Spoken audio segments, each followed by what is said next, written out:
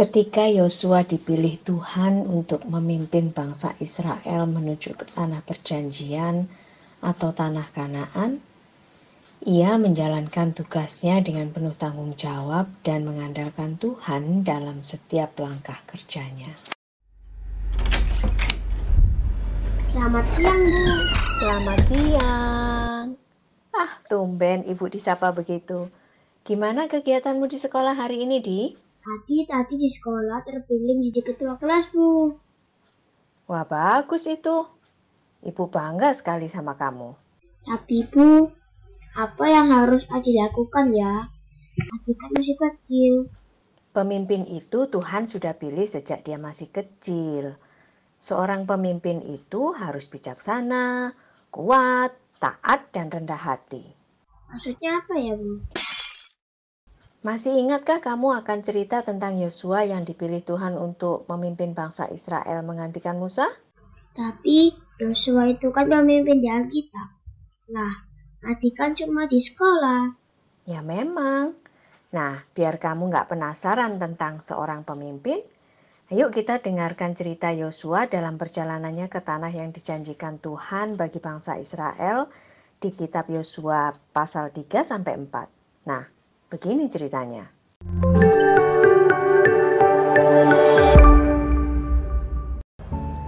Halo adik-adik, bertemu kembali di Cerita Tokoh Alkitab. Kali ini dengan Karania.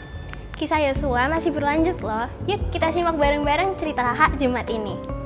Yosua adalah pemimpin yang baik dan taat kepada Tuhan. Yosua adalah juga pemimpin yang percaya kepada Tuhan. Dia yakin Tuhan selalu menjaga mereka. Kali ini, Yosua dan bangsa Israel akan menyeberangi Sungai Yordan.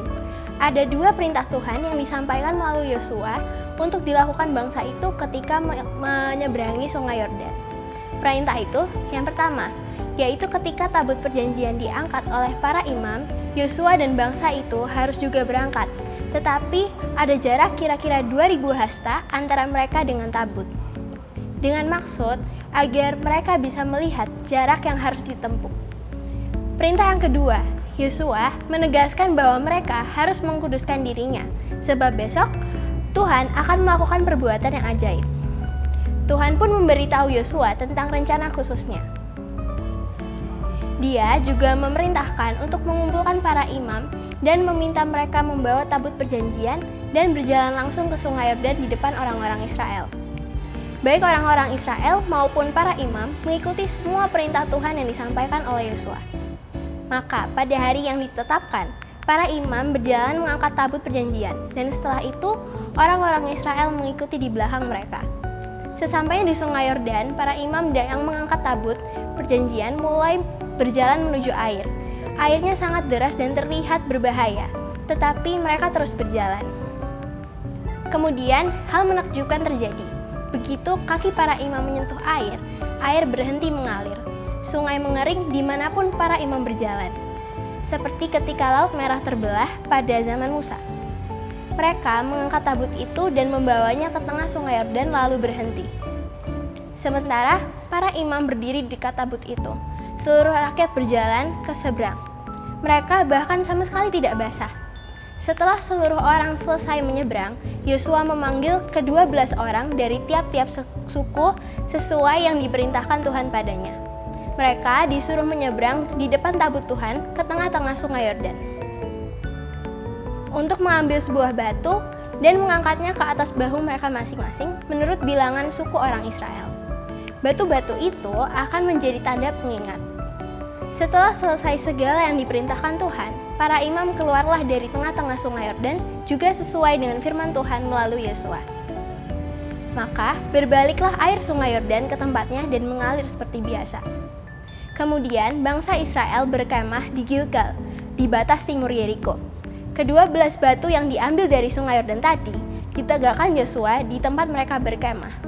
Dan apabila suatu saat anak-anak mereka bertanya tentang arti tumpukan batu tersebut, maka mereka bisa menerangkan bahwa Tuhan Allah telah mengeringkan Sungai Yordan sehingga semua orang Israel dapat menyeberang, sama seperti peristiwa Laut Teberau.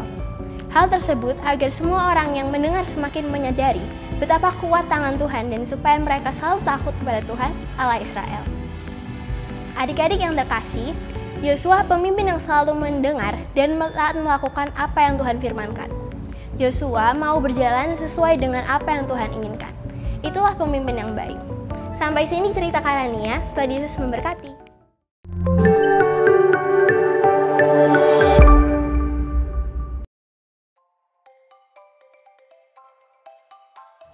Pengetahuan kali ini. Mari mengenal tentang Sungai Yordan.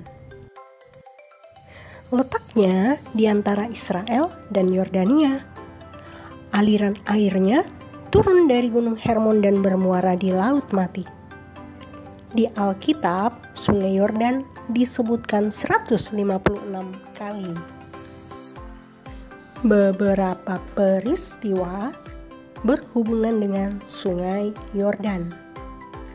1. Sungai Yordan disebut pertama kali ketika peristiwa Abraham dan Lot berpisah. 2. Zaman Nabi Elia dan Elisa, Sungai Yordan terbelah dengan cara jubah Elia yang digulung dipukulkan ke air. 3. Naaman, panglima Raja Aram, sembuh setelah membenamkan tubuhnya 7 kali ke Sungai Yordan. Dan 4.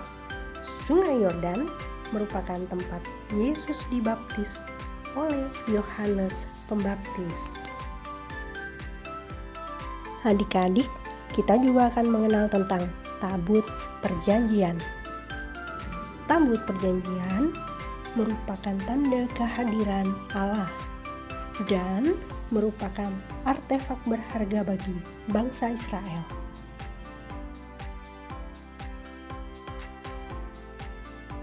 Ada catatan yang perlu kalian tahu. 1. Tabut Perjanjian berbentuk peti persegi panjang dari kayu penaga dengan ukuran 1,3 x 1 x 1 meter. 2.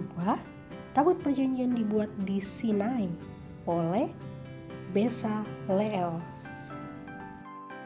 3. Tabut Perjanjian seluruhnya dilapisi oleh emas. Isi dari tabut perjanjian adalah loh batu, buli-buli berisi mana, dan tongkat Harun. Dan catatan keempat, penutup tabut merupakan tutup pendamaian. Memiliki 2 kerub emas yang saling berhadapan dengan sayap terkembang. Demikian pengetahuan kali ini. Sampai jumpa di pengetahuan berikutnya. Bagaimana ceritanya, Di? Aku juga mau seperti Yosua, menjadi pemimpin yang bijak, takut, dan taat kepada Tuhan. Doakan ya, Bu. Pasti Ibu doakan. Ya, Adi, kalau saat itu Yosua harus mendengarkan suara Tuhan, nah Ibu mau tanya, Adi kalau di sekolah kira-kira perintah-perintah yang Adi dapat itu dari siapa ya?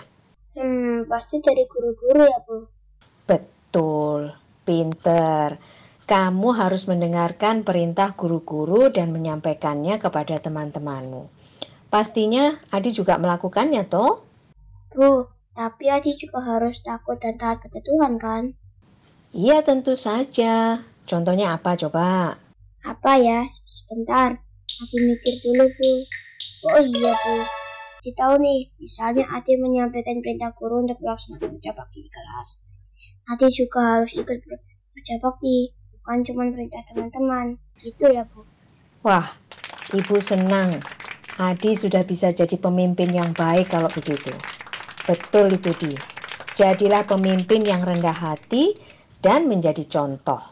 Hore, sekarang Adi tidak bingung lagi. Adi siap jadi ketua kelas yang baik dan bijak seperti Yosua. Terima kasih, Bu. Sama-sama. Selamat ya, Nak. Untuk teman-teman semua yang seperti Adi, menjadi pengurus kelas, mari kita menjadi pengurus kelas yang taat, baik, bijak, dan takut akan Tuhan. Sampai bertemu di Jumat ceria berikutnya. Tuhan Yesus memberkati.